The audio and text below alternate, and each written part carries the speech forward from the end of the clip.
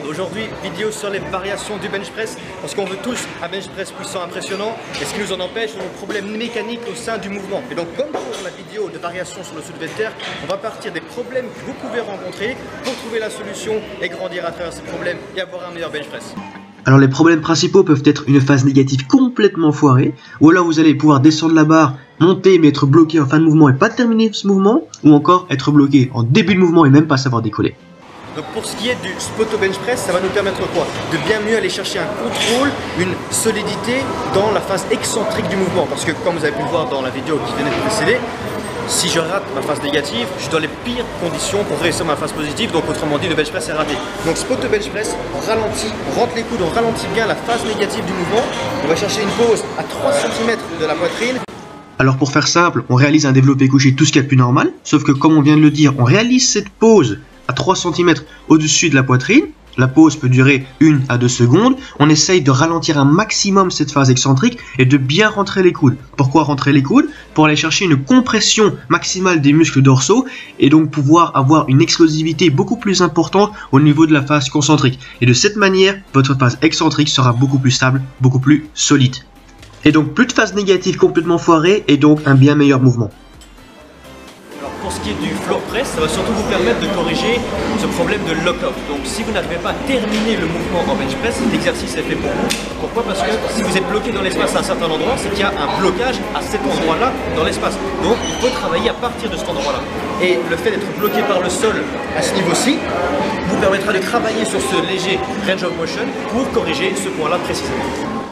Alors comme je viens de le dire, il s'agit d'un floor press, donc on va s'installer au sol, attraper la barre comme s'il s'agissait d'un bench press normal. Pour ce qui est de la pose des coudes au sol, on ne va pas utiliser un rebond et causer de choc au niveau des coudes, non.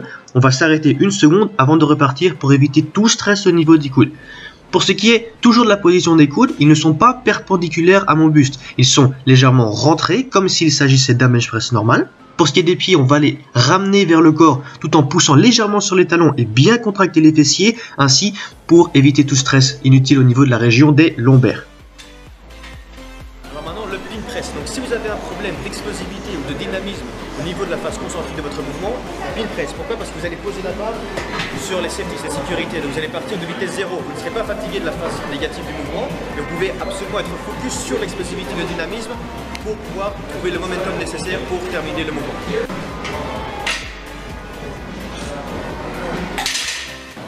Ici, il va s'agir d'installer un banc dans un rack, de placer des sécurités à hauteur de votre poitrine, histoire que la barre puisse arriver à vitesse 0, donc complètement à l'arrêt, au niveau de votre poitrine.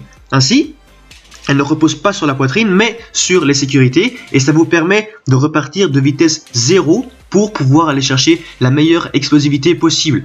Vous marquez une pause parce que si vous allez chercher les rebonds, les contre-chocs, de nouveau, on utilise un tout petit peu de momentum, on ne part pas de vitesse 0 et ce serait dangereux pour vos articulations. Et en bonus, vous avez aussi le close grip bench press, donc pour rapprocher les mains. Pourquoi en bonus? Parce que c'est pas vraiment une variation à proprement parler, parce que avec le momentum, ça nous permet de tricher pour aller finir ce mouvement. Mais ça nous permet quoi? Ça nous permet d'allonger notre ROM, donc le range of motion. Et comme pour un déficit deadlift, le fait d'augmenter ce range of motion, le jour où vous allez repasser en deadlift normal, vous avez beaucoup moins de distance à parcourir, bonus mental, et ça passe tout seul. En plus, musculairement, ça va renforcer triceps et épaules que du bonus. Alors c'est pas la première fois qu'on vous montre ce mouvement-ci, donc on rappelle qu'on rapproche les mains l'une de l'autre, mais pas trop, juste histoire que les mains soient au centre et qu'il n'y ait pas de stress inutile au niveau de l'articulation du poignet. Ici la concentration doit être dans la position des coudes, on rappelle que les coudes doivent être le plus proche possible du buste et surtout pas les écarter vers l'extérieur, ce qui causerait des tensions inutiles au niveau de l'articulation des épaules.